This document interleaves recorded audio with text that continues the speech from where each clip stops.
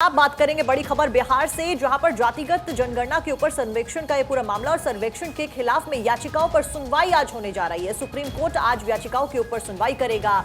Justice Sanjeev Khanna SVN भट्टी की bench इस सुनवाई को करने जा रही है। तो देखिए, जब से बिहार में जातिगत जनगणना कराई गई है, जब से रिपोर्ट सामने आई है, तब से लगातार बिहार सरकार के ऊपर सवाल खड़े किए जा रहे हैं और मामला फिलहाल कोर्ट तक पहुंच गया है, जिसके ऊपर आज सुनवाई होने जा रही है। सर्वेक्षण के खिलाफ याचिकाएं दाखिल की गई और उन्हीं याचिकाओं के ऊपर आज सुप्रीम कोर्ट सुनवाई करने जा रहा है। और अगली बड़ी खबर आपको सिक्किम से बताते हैं, जहां पर 8 अक्टूबर तक स्कूल बंद और सिक्किम में बादल फटने से तबाही मची। त्राही 22 जवान समेत 98 लोग लापता बताए जा रहे। सिक्किम में मरने वालों की संख्या 19 हो चुकी है। चारों तरफ तबाही का आलम। तस्वीरें इस वक्त आपकी टीवी स्क्रीन पर आपको दिखा रही थी कि चलते फिलहाल स्कूलों को बंद करने का सरकार ने फैसला किया। और ये भी आपको बता दें कि 8 अक्टूबर तक यहाँ पर स्कूल बंद रहने वाले। 10 सेकंड के अंदर 60 मीटर ऊंचा बांध भी ध्वस्त हुआ था। इसके अलावा आप देखिए कि कैसे यहाँ पर लोगों के घर जो है वो तबाह हो चुके हैं, सड़कें तबाह हो चुकी है और अब लोग यहाँ पर काफी ज्यादा परेशान भी हो चुके हैं। देखिए, उत्तरी सिक्किम में लोनक झील के ऊपर बादल फटने से तीस्ता नदी में अचानक से बाढ़ आई, जिसके बाद तबाही ही तबाही है।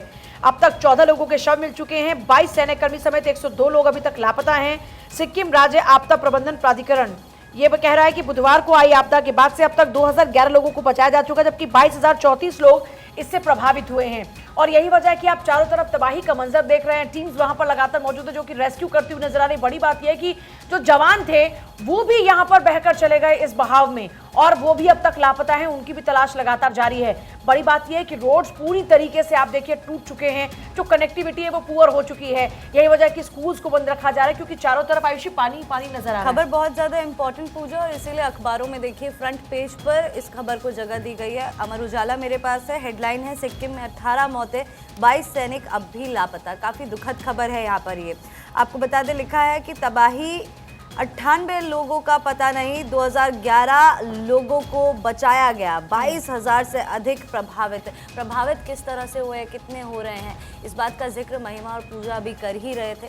साक्षी, आपके पास क्या अपडेट है? बिल्कुल आयुषी, और लगातार देखिए रेस्क्यू ऑपरेशन चलाया जा रहा है। जवान अभी तक लापता बताए जा रहे हैं और अधिकारियों के मुताबिक अभी तक नुकसान का अनुमान नहीं लगाया जा पाया। रिपोर्ट्स अभी सामने नहीं आई है क्योंकि नुकसान लगातार बढ़ता जा रहा है। और तस्वीरें तो आप देख ही सकते हैं किस तरीके से भयावह तस्वीरें सामने आई हैं। जब आप नजर डालते हैं तो सिर्फ आपको पानी ही पानी दिखाई देता है और आपको मलबा ही मलबा नजर आता है। उस बीच में बड़ा चैलेंज हो जाता है रेस्क्यू ऑपरेशन को भी अंजाम देना। इस बीच में लगातार केंद्र सरकार राज्य सरकार के साथ में संपर्क में है और नजरें लगातार इस पूरे ऑपरेशन के ऊपर बनाई हुई है, क्योंकि लोगों की जान बचाना और जो घायल है उनको इलाज मुहैया करवाना ये पहली प्राथमिकता फिलहाल बनी हुई है। बिल्कुल, और देखिए कैसे यहाँ पर अब लोगों की मुश्किलें बढ़ती हुई नजर आएगी, वो आने वाले समय में देखने वाली बात होगी। लेकिन दैनिक भास्कर की अगर बात करें तो फ्रंट पेज पे फिलहाल देखिए तस्वीरें जो आपको दिखा भी रहे हैं, ये तस्वीर यहाँ पर है और इसके अलावा जानकारी दी गई है। सबसे महत्वपूर्ण बात इस अखबार में जिसका जिक्र किया गया, जो मुझे लगा कि मुझे आपको बतानी चाहिए, वो ये कि 2021 में इस खतरे को लेकर आगाह किया गया था। बमुश्किल 10 सेकंड में 13,000 करोड़ रुपए की तीस्ता 3 पन बिजली परियोजना का 60 मीटर ऊंचा बांध लोनक झील से आई बाढ़ से पूरी तरह से तबाह हो गया। और शोधकर्ताओं की एक अंतर्राष्ट्रीय टीम ने 2 साल पहले चेतावनी भी दी थी इस पूरे मामले को लेकर कि सिक्किम में दक्षिण झील भविष्य में फट सकती है और निचले क्षेत्र को तबाह भी कर सकती है। तो देखिए ये बहुत ही महत्वपूर्ण बात कि जब 2021 में पहले अलर्ट किया गया था कि झील फट सकती है, तो पहले से क्यों सावधानियां नहीं बरती गई? हम अमूमन देखते हैं कि सावधानी कभी भी नहीं बरती जाती। जब बड़ा हादसा हो जाता है तो सब बचाने के लिए आ जाते हैं। बिल्कुल महिमा, और आप खुद उत्तराखंड से आती है और आपने उत्तराखंड को जाकर कवर भी किया था, जब हमने देखा था किस तरीके से जोशीमठ के लिए भी यही कहा गया था कि जोशीमठ में आपदा आ सकती है, जोशीमठ में दरारें आ सकती है। बावजूद इसके वहां पर डेवलपमेंट्स किए गए, इलीगल डेवलपमेंट्स किए गए। और अभी हिमाचल की तस्वीरें भी हमने देखा कि हिमाचल में भी यही हुआ। रिपोर्ट्स जारी की गई थी कि ऐसा कुछ हो सकता है, डेवलपमेंट्स इतनी नहीं होनी चाहिए, उसके बावजूद इंक्रोचमेंट्स और डेवलपमेंट्स का सिलसिला जारी रहता है। और वही अब सिक्किम में हो रहा है, जिसके लिए हमें अब एहतियाती कदम बरतना बेहद जरूरी हो जाता है। एक फ्रेमवर्क बनाना बहुत जरूरी हो जाता है। पूजा, एक चीज मैं जानना चाह रही हूँ महिमा, क्योंकि आपने जिक्र किया कि पहले ही आगाह कर दिया गया था, तो जब आगाह किया गया था उस विषय पर क्या जानकारी है आपके अखबार में जो बताई जा रही है कि किस तरीके से, क्योंकि जब जोशीमठ और हिमाचल का जिक्र हो रहा है तो वहां पर एक तरह से दबाव है, क्योंकि वहां पर टूरिस्ट बहुत ज्यादा पहुंच रहे हैं, उनको मतलब आपके पास क्योंकि और कोई जरिया नहीं है कमाई का, तो वो एक वहां पर रीजन हो जाता है। यहाँ पर क्या वजह बताई गई है इसका कोई जिक्र? इसका जिक्र फिलहाल पूजा यहाँ पर ये किया गया कि शोधकर्ता जो थे, जिन्होंने जब शोध किया होगा, रिसर्च किया होगा, स्टडी की होगी, तो एक अंतर्राष्ट्रीय टीम यहाँ पर आई थी स्टडी करने के लिए। उन्होंने बताया कि सिक्किम में दक्षिण झील जो है ये भविष्य में फट सकती है और इसी वजह से खतरा काफी ज्यादा बढ़ सकता है। और मतलब निचले पहले क्षेत्रों- इसको लेकर ये आशंका जता दी गई जो थी कि क्षेत्र इसका वो तबाह हो सकते हैं, पहले ही कह दिया गया था। तो पहले जब निर्माण हुआ तभी इस बात को लेकर आगाह किया गया था, लेकिन वही बात है कि जब इस तरह के कार्य शुरू होते हैं उस वक्त इन तमाम बातों को दरकिनार कर दिया था, फिर अंजाम ये होता है जो हम इस वक्त देख रहे हैं। और अब बात बिहार जातिगत सर्वेक्षण मामले की करेंगे, जिस पर आज सुनवाई होनी है। सर्वेक्षण के खिलाफ में याचिकाओं पर सुनवाई आज होगी। सुप्रीम कोर्ट आज इन याचिकाओं पर सुनवाई करेगा। जस्टिस संजीव खन्ना, एसबीएन भट्टी की बेंच में सुनवाई होगी। देखिए बड़ी बात यह है कि जातीय जनगणना के बाद में एक तरफ जहां बिहार की जो पॉलिटिकल पार्टीज है, यूपी की पॉलिटिकल पार्टीज जो विपक्षी पार्टियां हैं, वो खासतौर पर इसका समर्थन कर रही हैं। वो कह रही है कि हम तो चाहते हैं कि पूरे देश में अलग अलग राज्यों में होना चाहिए, पूरे देश में जातीय जनगणना होना चाहिए, लेकिन इसी को लेकर अलग अलग तरह की जो ऑब्जेक्शंस है वो है। जैसे कुछ लोगों ने कहा कि ये जातीय जनगणना जो है, खुद आप बात करें अगर जेडीयू की, तो उन्हीं के अपने जो विधायक हैं वो ये कहते नजर आते हैं कि जो उनकी अपनी जाति है उसको लेकर जो आंकड़े हैं वो गलत हैं, उसको फिर से इंप्रूव करना चाहिए। फिर कुछ लोगों ने कहा कि हमारे घर पर तो आए ही नहीं जातीय जनगणना कराने वाले, फिर ये जनगणना आई कहां से। तो इस तरीके से अलग अलग ऑब्जेक्शंस हैं, जो ऑब्जेक्शंस कोर्ट में भी पहुंच गए और उसको लेकर सुनवाई होगी। आयुषी बिल्कुल, बता दें कि जातीय जनगणना पर घर में घिरे नीतीश, जेडीयू के अंदर से ही उठे विरोध के स्वर। आपको बता दें प्रदेश महासचिव प्रगति मेहता ने रिपोर्ट को गलत बताया है। जेडीयू सांसद सुनील कुमार पिंटू ने सवाल उठाए हैं। अब ऐसे में अगर हम खबरों की बात कर रहे हैं तो दैनिक भास्कर फिलहाल मेरे फ़ोन में है, जहां पर हेडलाइन है जातीय गणना पर आज सुप्रीम कोर्ट में सुनवाई।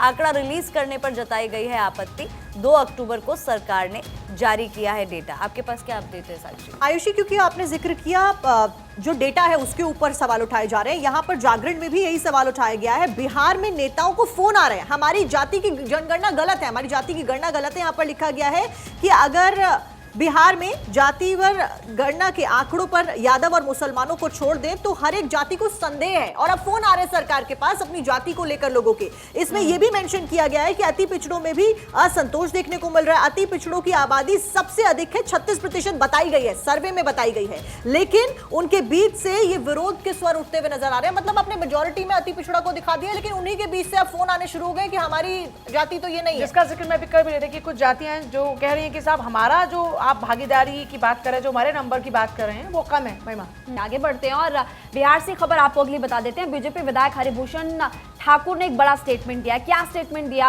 उन्होंने कहा कि 82% हिंदू आबादी है और बिहार को करे हिंदू राज्य घोषित। हरिभूषण की तरफ से स्टेटमेंट आना काफी महत्वपूर्ण हो जाता है, क्योंकि बीजेपी विधायक है और देखिए लगातार इसको लेकर हिंदू राष्ट्र की बात हमने देखी है और इसको लेकर कई बार सवाल खड़े होते हैं, बार पलटवार होता है, बयानबाजी काफी तेज होती है। बिहार में देखिए हरिभूषण ठाकुर ने बड़ा स्टेटमेंट दे दिया। खबर आज अखबार में इसका जिक्र भी किया गया कि 82% हिंदू आबादी है। तरीके से एकजुट करती हुई नजर आती है। एक तरफ जहां यहाँ मौजूदा सरकार के ऊपर आरोप लग रहे हैं कि वो हिंदुओं को बांटने की कोशिश कर रही है, तो इसी में अपने लिए एक पॉजिटिव पॉइंट निकाल लिया कि साहब देखिए हिंदू की तादाद ज्यादा है, इसलिए आप उसको हिंदू राज्य घोषित कर दीजिए। तो यहाँ पर अपने अपने हिसाब से सब लोग कैसे चीजों को कैच कर लेते हैं वो आप यहाँ समझ सकते हैं। अब बात एमपी की खेल मंत्री यशोधरा राजे की, जो चुनाव नहीं लड़ेंगी, विधानसभा चुनाव लड़ने से उन्होंने कर दिया इनकार। शिवपुरी से चुनाव नहीं लड़ेंगी यशोधरा राजे सिंधिया, जनता को सौगात देकर मंच पर भावुक भी हो गई। मैं अब इस चुनाव को नहीं लड़ूंगी, ये एक तरह से मेरा गुड बाय है। तो आप देख रहे हैं कि अलग अलग तरीके से इस बार जो कई मंत्री हैं, जो नेता हैं, उनको किनारा भी किया जा रहा है। ऐसे बड़े लीडर्स को खुद भी कहा जा रहा है कि अब आप साइड हो जाइए ताकि युवाओं को मौका मिले, और कुछ लोग सेल्फ इनिशिएटिव भी ले रहे हैं। जरा पहले सुनिए किस अंदाज में उन्होंने अपना ये गुड बाय कहा और वो भावुक हो गई। निरंतर मेरे अंदर जो भावना है कि मैं चुनाव नहीं लड़ूंगी, वो और अटल हो गई है। मैं अब इस चुनाव को लड़ने वाली नहीं हूं। मैं सबके साथ आप सबको धन्यवाद देना चाहती हूं कि एक तरह से ये मेरा गुड बाय है। खबरों में आगे बढ़ते हैं। आपको बता दें केंद्रीय मंत्री गजेंद्र सिंह शेखावत का मानहानि का मामला जो चल रहा है, आपको बता दें इस मामले पर राउज एवेन्यू कोर्ट में सुनवाई आज होनी है। सीएम गहलोत की आज वीडियो कॉन्फ्रेंसिंग के जरिए पेशी होगी। गजेंद्र सिंह शेखावत की भी वीसी के जरिए होगी पेशी। आपको बता दें कि एसीएमएम हरजीत सिंह जसपाल अदालत में सुनवाई आज सुबह 10:30 बजे ये सुनवाई होगी। सीआरपीसी 91 और 251 के गहलोत ने दी है ये अर्जी। हाई कोर्ट में लंबित मामले से जुड़े दस्तावेजों की मांग। मामला क्या था? मामला ये कि राजस्थान के अंदर देखिए जोधपुर संसदीय क्षेत्र है, मुख्यमंत्री अशोक गहलोत का और गजेंद्र सिंह शेखावत का भी। लोकसभा चुनाव की बात करें तो मुख्यमंत्री अशोक गहलोत के बेटे वैभव गहलोत वहां से लड़े थे, तो वहीं दूसरी ओर गजेंद्र सिंह शेखावत ने उनको एक तरफा हार दी थी और दोनों के बीच में ये मामला तब से जारी है। बिल्कुल आयुषी, और इसके साथ में खबरों में आगे बढ़ते हैं। ब्रजभूषण शरण सिंह के खिलाफ में पॉक्सो एक्ट का ये मामला है, जिसमें दिल्ली पुलिस की कैंसिलेशन रिपोर्ट का फैसला आज आया। आपको बता दें कि दिल्ली में पटियाला हाउस कोर्ट आज अपना फैसला सुनाने वाली है। पहले दिल्ली पुलिस ने इसके ऊपर क्लीन चिट दी थी। पुलिस ने कोर्ट में दायर की थी 550 पन्नों की कैंसिलेशन और ब्रजभूषण के खिलाफ दर्ज एफआईआर को रद्द करने की इसमें मांग उठाई गई थी। कहा गया था कि नाबालिग के आरोपों में कोई भी ठोस सबूत नहीं मिला है। तो देखिए एक बार फिर से ब्रजभूषण शरण सिंह के मामला हाईलाइट होता हुआ नजर आ रहा है और इसके ऊपर हमने देखा था किस तरीके से पहलवान प्रोटेस्ट करते हुए नजर आए थे, लेकिन बाद में कई सारी चीजें ऐसी सामने आई जिसके ऊपर सबूत जो थे वो पेश नहीं हो पाया और मामला फिलहाल कोर्ट में।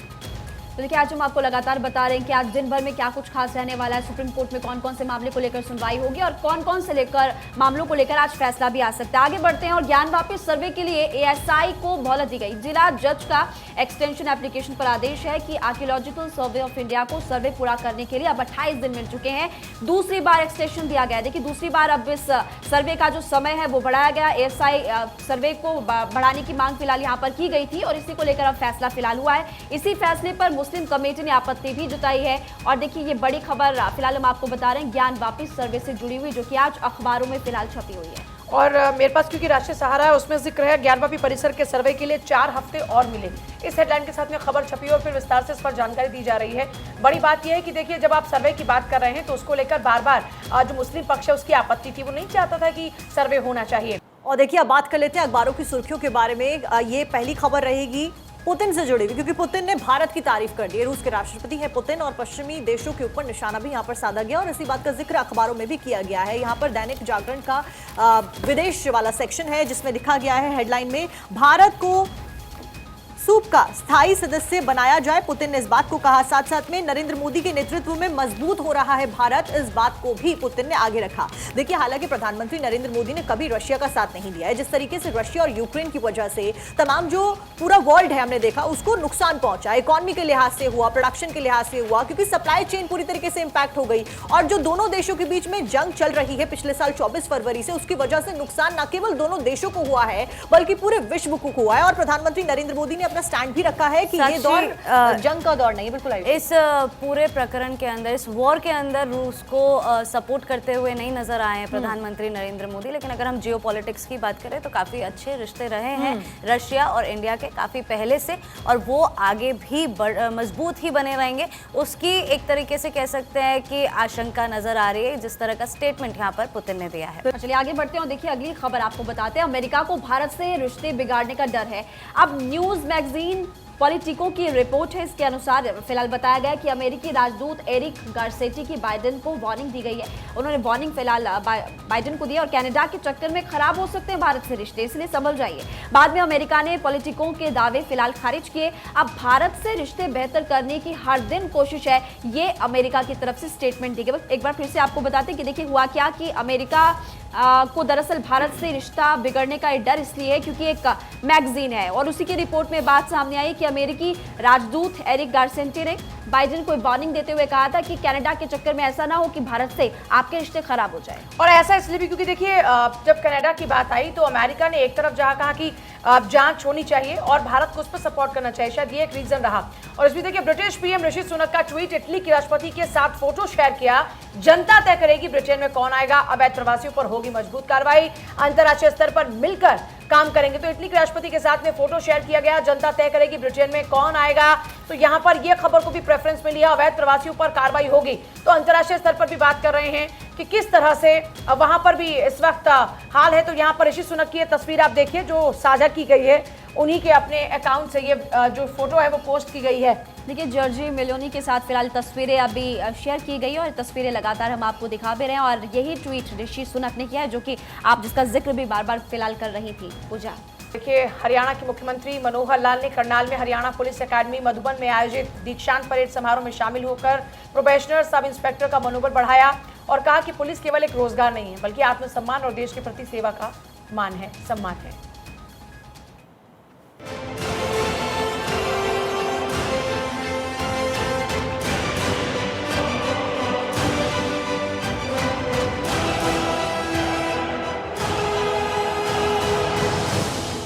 मुख्यमंत्री मनोहर लाल ने करनाल में हरियाणा पुलिस अकादमी मधुबन में आयोजित प्रोबेशनर सब इंस्पेक्टर की दीक्षांत परेड समारोह में बतौर मुख्य अतिथि शिरकत की। दीक्षांत परेड समारोह में मुख्यमंत्री ने प्रोबेशनर उप निरीक्षक बैच संख्या 20 में पहले 3 रैंकिंग वाले पुलिसकर्मियों को प्रशंसा पत्र और नकद पुरस्कार देकर सम्मानित किया। दीक्षांत समारोह में कुल 441 प्रोबेशनर सब इंस्पेक्टर्स ने कर्तव्य परायणता की शपथ ली और जन सेवा के लिए खुद को समर्पित किया। 441 सब इंस्पेक्टर में खुशी की बात है कि 61 बेटियां भी शामिल हैं। इस अवसर पर बेटी बचाओ बेटी पढ़ाओ और बेटियों की सुरक्षा के लिए पुलिस बल में ये बेटियों का जो योगदान है, इसको भी मैं सलाम करता हूं। मुख्यमंत्री ने सुझाव देते हुए कहा कि जिस प्रकार पुलिस अधिकारियों की पदोन्नति होती है, वर्दी पर स्टार बढ़ते जाते हैं, उसी प्रकार पुलिस थानों की भी स्टार रैंकिंग होनी चाहिए। सीएम ने कहा कि वर्दी पर स्टार एक व्यक्ति की पहचान के लिए ठीक हो सकता है, लेकिन पुलिस थानों को भी उच्च बनाने के लिए एक नई पहल करनी चाहिए। इसमें थाने का संचालन, कार्य का वातावरण, स्वच्छता, सुंदरता, भवन, तमाम श्रेणियों को शामिल करते हुए स्टार रैंकिंग दी जानी चाहिए। अलग अलग मापदंडों के लिए 1 से लेकर 7 तक स्टार मिलेंगे तो नागरिकों का विश्वास भी उस थाने पर उतना ही ज्यादा बढ़ेगा। मुख्यमंत्री ने सदैव जनता की सेवा को समर्पित रहने वाले पुलिसकर्मियों के लिए कई ऐलान किए। उन्होंने सभी को मिलने वाले भत्तों जैसे राशन मनी, वर्दी भत्ता, किट मेंटेनेंस अलाउंस, कमांडो की डाइट मनी में 2.5 गुना इजाफा किया है। उन्होंने कहा कि राशन मनी को अब डाइट मनी के नाम से पुकारा जाएगा। सभी पुलिसकर्मियों के लिए वर्दी भत्ते में भी बढ़ोतरी का ऐलान किया गया। सीएम ने कहा कि जैसे पहले डीएसपी को भर्ती के समय सिर्फ एक बार 5,000 रुपए वर्दी भत्ता मिलता था, जो कि अब साल में 10,000 रुपए वर्दी भत्ता मिलेगा। सबसे पहले तो हमारी जो राशन मनी है, इस राशन मनी को डाइट मनी कहा जाएगा। उस डाइट मनी के हिसाब से फिर हमारा वर्दी भत्ता है, किट मेंटेनेंस है, उसका जो अलाउंस है, और कमांडो की भी जो डाइट है, इस डाइट को प्राय सब जगह हमने 2.5 गुना उसकी बढ़ोतरी की है।